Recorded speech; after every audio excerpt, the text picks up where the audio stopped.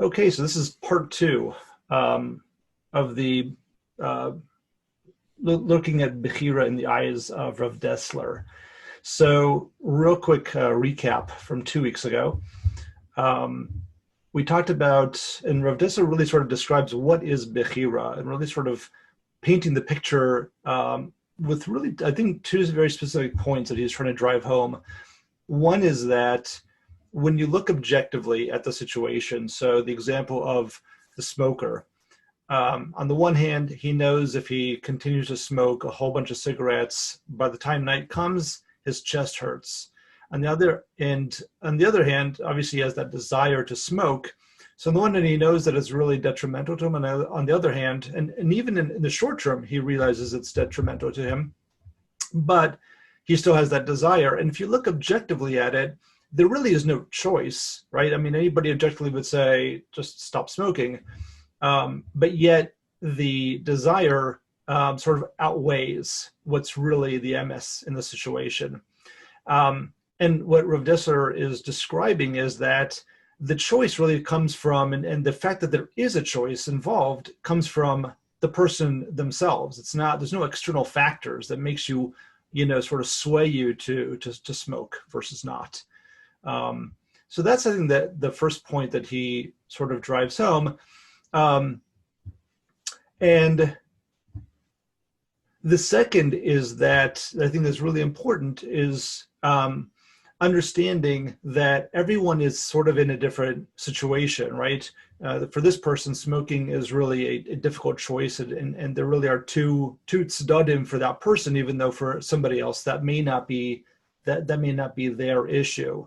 And the description that Rav Dessler sort of drives to now is to say, what's really going on is that's really how Chazal talk about the Yetzer Hara and the Yetzer Hara inside of a person, sort of swaying them in a direction that objectively nobody would say that's a good thing to do. So what we're going to do now is getting into the second parak within this kuntrus, what he calls the Nakuda of Bechira. So he uses an example, a scenario to sort of help us paint the picture of two armies that are battling each other. And the line of the battle is sort of the way that he's going to use to describe how for each individual Bechira really sort of manifests itself. So let's take a look at this inside. So he says, Kishnei amim nilchamim, hine hamilchama b'makom marechta. He says, when there's two, and this is sort of the, think of like a classical battle scene. You've got two armies coming together. The war is happening in a very specific and set place, whether there's trenches or whether there's, but the front line is very, very clear and very, and it's specifically drawn out. So, komasha achoretz v'ha'am ha'echad hikulo tachas reshuso. Anything that's behind army number one is completely in their reshus, right? They control it. Ve'lo sham shum nigud klal. There's no resistance on that side. They own that territory. V'chein mashahu me'achorei hasheni kulo b'reshus hasheni. So too on for army number two. Im ha'echad yinatzech pam bikrav v'yidche es hasheni merchak ma. So let's say army number one wins the battle. They push forward into the space that used to be owned by army number two. So now everything that used to belong to army number two doesn't anymore. There's no question about it. There's no fight or battle remaining for that territory. It's now been swallowed up by army number one. The only battle is where the two of them are coming together and you have that front line. So the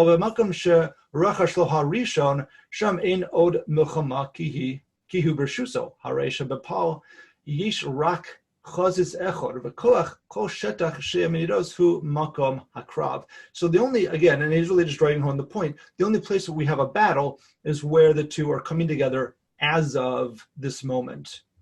Okay, So that's really the analogy. So ken hu gam be'inyan ha-bechira. Kol adam yesh lo bechira. Every person has the choices that they make. Hainu b'nekudas, but that is the spot. That's the line of pekishas ha'emes shelo im ha'emes hameduma.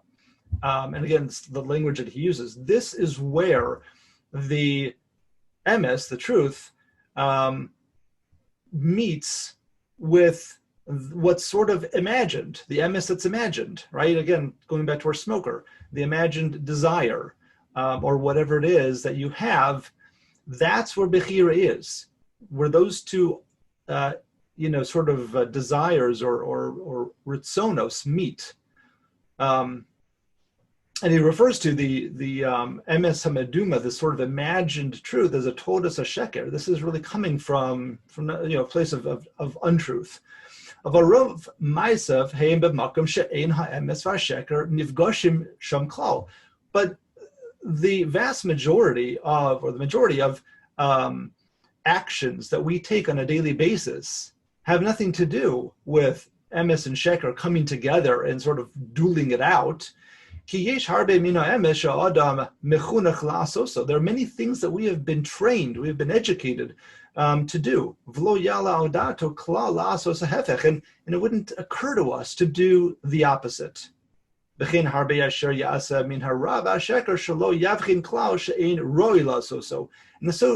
so too, it could be the opposite side, that we have been trained all of our lives to do something that is evil, and it doesn't even occur to us to do something differently. Either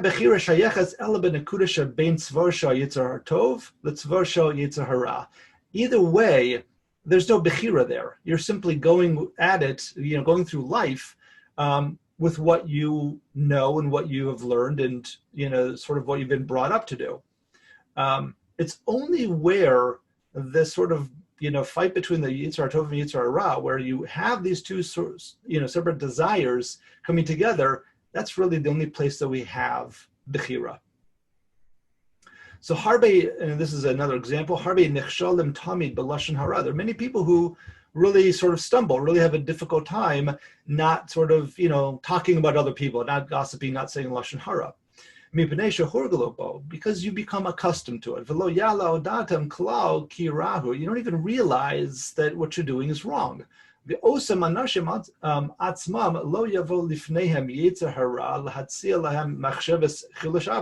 that same person may never ever think about being Mechal Shabbos. They would never turn on a light, they'd never drive the car, they would never cook, nothing like that on Shabbos.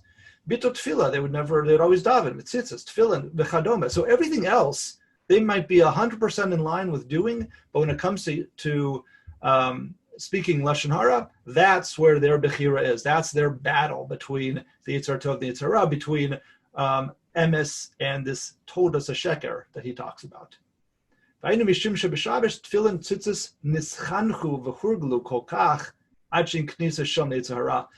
Yitzhar Hara knows he doesn't have an inroads into something that you have already been sort of inculcated with. You're raised your whole life in a Shomer Shabbos home. There's not even a question about doing something that's not Shomer Shabbos. So the Yitzhar Hara knows that, and there's no entry point there. The Bechira is only where there's an entry point. Okay. Amnam nekuda zu shel Bechira ina omedes tamid al matzav echad. Now, this is going to be a moving target, just like, again, going back to our example of the armies, it's a moving target. Those things that are good for you, those things that you've already fought, the battles you've already fought, those go into the reshus, the area of the Yitzhar Hatov. And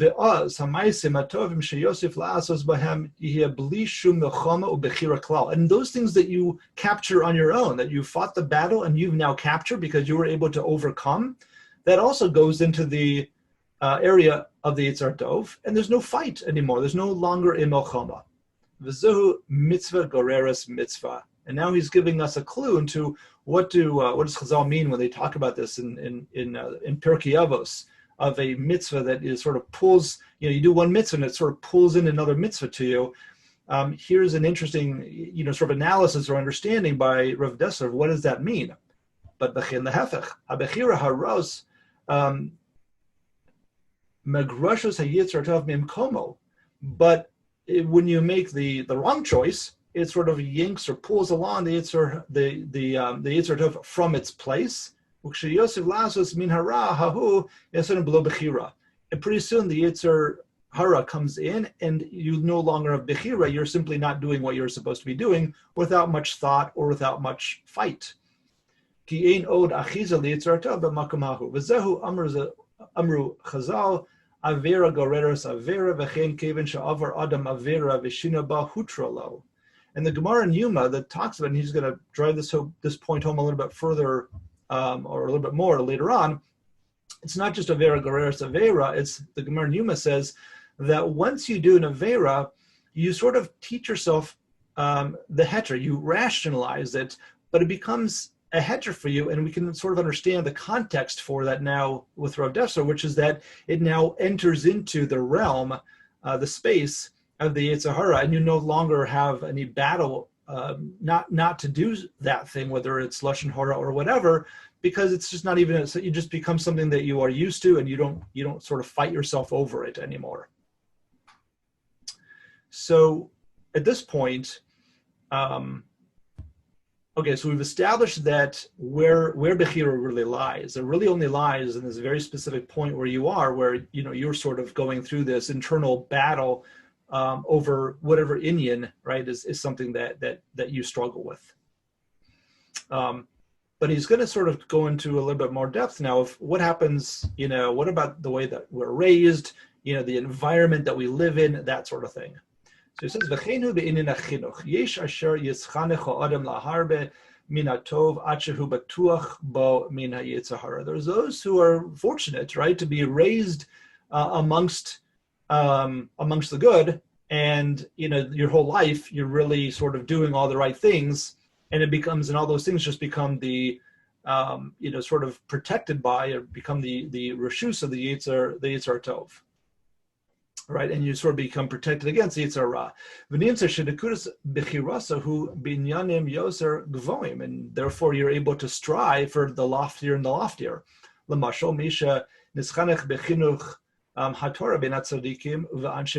it's those who are, you're raised in a very frum environment with Talmidei Chachamim and this sort of thing. That's going to be a very different situation for you than somebody else, and so. For that person, what they become accustomed to, and their line of Bechira is going to be, at a much loftier level. Yolo achinuch asher nekurus bechiraso lo tihi be'asis avera ma'isa oba b'nias mitzvah ma'asis ela bedakus avodas halev v'hakavana, and that really sort of enables a person who grows up in that situation to be able to focus less on just the rote doing of the mitzvahs, and you become able to focus on sort of those loftier things like the avodas halev. How do I do better at davening? How do I do better at my relationships with people? How do I do better with kavan and intention?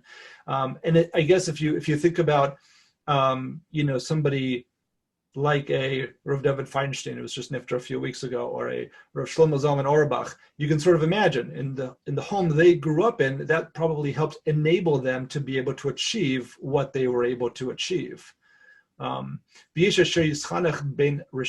let's go on the opposite path, and somebody who's literally growing up amongst truly evil people, pchusim v'ganavim, right? People who are steal, who commonly steal from people, thieves, that sort of thing. Etzlo lo tihia bechira klal im lignov o lechdo. There's no bechira when you talk about whether you'd steal or not. It's just part of life. That's just what they do. You're probably going from one crime to the next. Bitachin asher Nekudas bechiraso tihi rak kishiyizdamin lo leratzech nefesh beis sheyitfas begenevaso.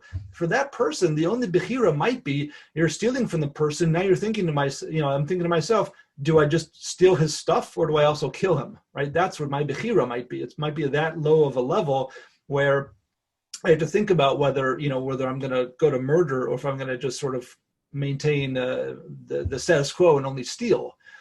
That's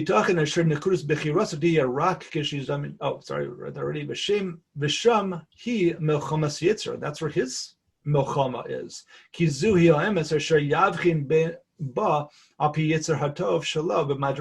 And so for everybody, it's going to be different on where they are holding and what madrega they are at. Yitzra hara yisalim mimena. Nimsa she'ein hachinuch mishana kla be'etzem inyan habechira ela rak es makam nekudaso. So the chinuch is sort of like what sort of gives you that context for where your bechira is going to be, and where that what he calls that nekuda of bechira is, that front line that you're at. And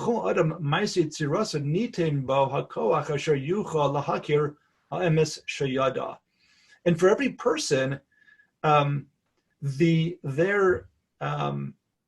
time that they're born, they're given that strength. We all have the ability to make that determination. The only question is, what determination are we making? In other words, where are we holding and where is that determination? It could be very lofty, but it also could be very, very base, very low. And that's all going to be dependent on, to a large degree, how we were raised and in what situation. Lefi orcho uledavek ba velolis halim mimena afil bipnei dibyonos shel chashbon sheker ve'ein hefresh bezeh beinim chinucho hagvias makom nekudas bechiraso o hishpilo. The mechanism works the same way regardless of who you are. Kikoach hakaras ha'emes asher yada shavehu bechol hamatzavim. Okay. Miyata kol adam yesh lo bechira b'makom nekudas bechiraso v'makom ha-nekuda muchanhu mikodam. Now, one thing he's sort of outlining now is that, for everybody, their nekuda of bechira is going to be in a different place. The question is, where does it sort of start for you? You can rise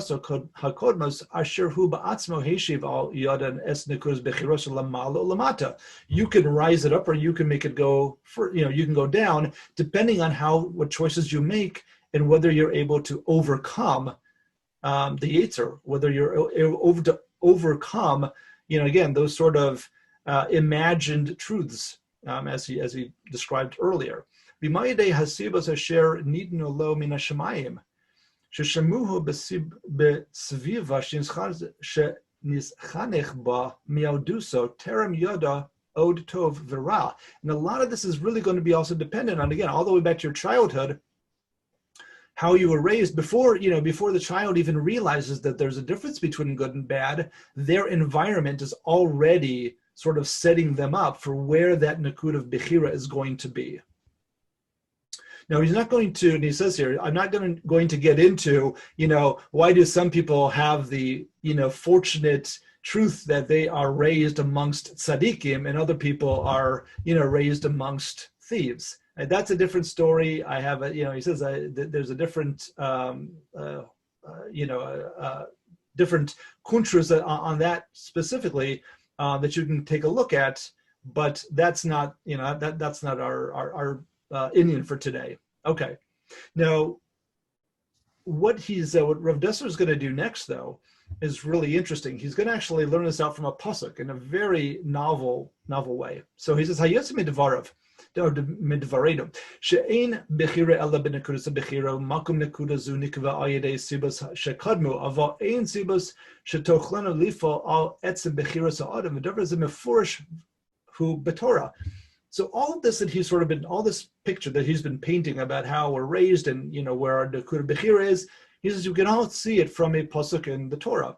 The part from Parshas Nitzavim in Devarim says, "Hachayim v'hamaves nasati lefonecha." Usually when we read this pasuk, we think, okay, Kadosh Baruch Hu is really telling us that I'm laying it all out in front of you, right? There's life, there's death, in other words, the choices that you make are all in front of you. Ubecharta b'chaim, please choose life, right? That's what seems to be the common way that we understand it. However, we're going to see Rav Dessler sees it in a different light. It really sort of describes his whole mahalech in this. So he says, Perish, mizuk hamidos, hachinuch v'hasviva. There's this sort of combination of different midos of how you're raised in your whole environment. Asher heim kovim es hadvarim anikroim lagabe didach hayom chayim. Your life, that's everything that sort of goes into how, your environment and how you're raised. So tov, emes, umaves, ra, sheker. Right? There's chayim, which is tov and emes. There's maves, which is ra and sheker. So osam, from those two things, we said chayim and maves, as the pasuk says, those are describing, right, the sort of two elements that he's been describing up until now. So what does the pasuk say? Nasati lefonecho, I placed them before you. So Rav Dessler says, Heim devarim nesunim. He changes it from nasati, I placed them in front, or gave them in front of you, to they have been placed. In other words, that's how you were raised. You were raised with your chayim and your maves, your unique situation.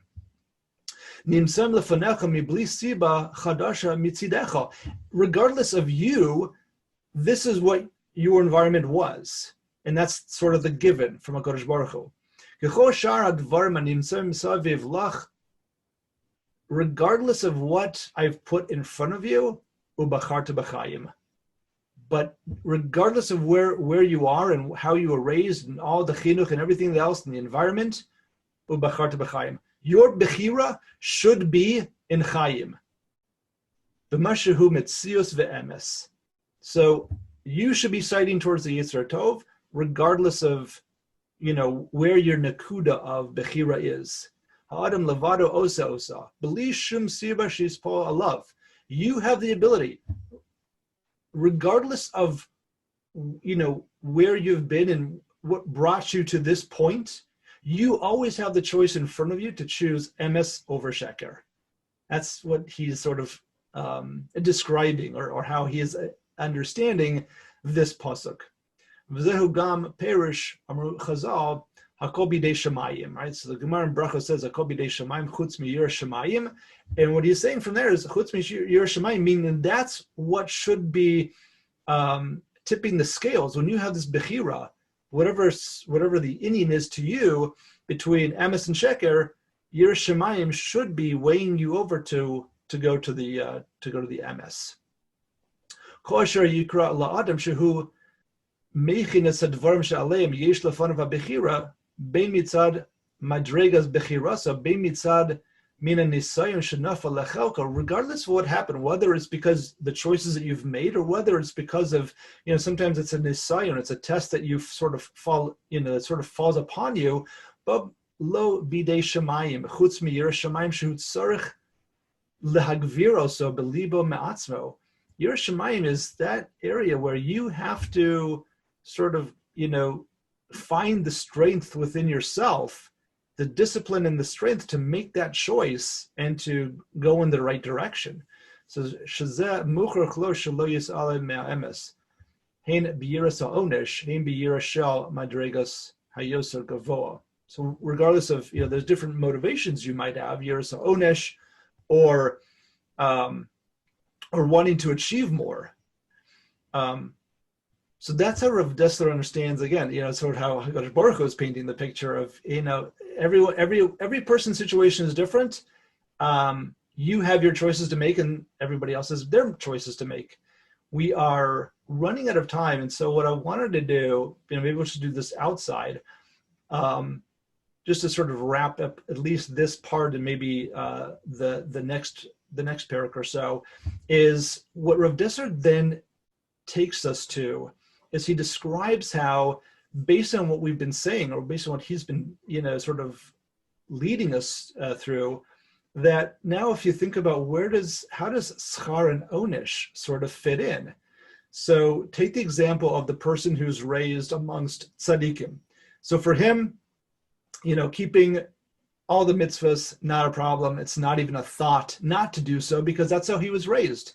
So for that person, there is no schar in keeping Shabbos. There is no schar in not eating treif because there's no Bechira. The schar only comes where there's Bechira and the onish as well.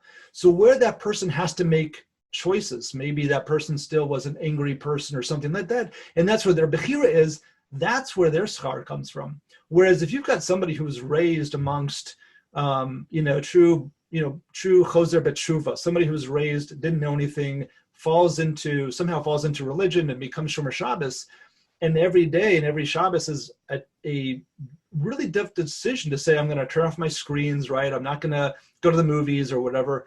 Their schar is coming from just keeping Shabbos. So your schar and your onish also follow where your Bechira is. And it's really connected to the choices that we make in life. So in that regard, somebody who's, sometimes we talk about FFBs and BTs and, the advantages and disadvantages, at least from the way that Rav Dessler understands, this whole thing and how it works from a Kodesh Baruch Hu's viewpoint. No, I mean, if you're raised amongst thieves, the fact that you chose not to kill today, you might still steal, but you're not going to kill or you're not going to injure or whatever, that's schar for you. Whereas one of us, if we were to injure somebody and steal from them, that's going to be onish for us because that's not our situation. That's not what we are accustomed to. So there's so much more here, right? There's more that we could dive into, but I think this has been a really good, at least introduction into how Rav Dessler sort of paints this picture of what our struggle is, what it looks like, and really how it sort of fits in with the idea of Yitzhar Tov, Yitzhar Ra, and Schar and Onish. Jeff, do you have a couple of minutes? I want to ask you a question or two. Yeah, absolutely. It's up to Shai. It's obviously up to you if you want. I just want to ask you background about Rav Dessler. Where did he live and where did he come from? Great question. I don't know that much about. So he survived the Holocaust in England, and I believe it's after the war, he makes his way down to Eretz Yisrael. He ends up being part of that early chevra in the Ponevezh Yeshiva. So like living in the Tel Aviv area, there's the Chazon Ishas living in that area, and there's some others who came either from Europe either before or right after the war, and started building up the yeshiva. And he's very much right in that, one of the early sort of teachers and figures, I think, in that scene. I don't know much more. I can't really give you a lot more details than that. That's sort of my understanding of it. But Hebrew was probably not his first language. No. So this doesn't read like modern Hebrew. And I think his writing style is unique, to me at least, in that he really takes his time to sort of drive home the point. I mean, sometimes he'll take 2 or 3 sentences to really try to make sure that you understand like the point that he's making. How did you discover him? That's a good question. So he's, I think in a lot of, like certainly the Musar circles and clearly he's much more than just Musar. Like, he was clearly a makubal to some from what I've read about him. I mean, he was clearly a Talmid Chacham, not just in the Nigla, but also in the Nister. So in the yeshiva world, he's fairly commonly known. His series of Michtav B'Eliyahu, I think these are all his writings, but I believe they were compiled together by his students into books. So it's his writing. He actually wrote it, penned it, but I think that his students compiled them together into this 5-volume set called Michtav B'Eliyahu. That's why it's called Kuntras, because his students really wrote like Rashi did. Exactly. And you can see like this Kuntras was probably a pamphlet, a one-time sort of floating around the yeshiva, and then it gets compiled into, the set of Sfarim. Thank you. Yeah, absolutely. Yeah, that was going to be my question. If these are, his words or his Talmidim words, but yeah, I think these are his. I think those are his words. Sometimes his Talmidim will step in and make a note, but it's not as like embedded in it. So I think that's why I believe this is all his words.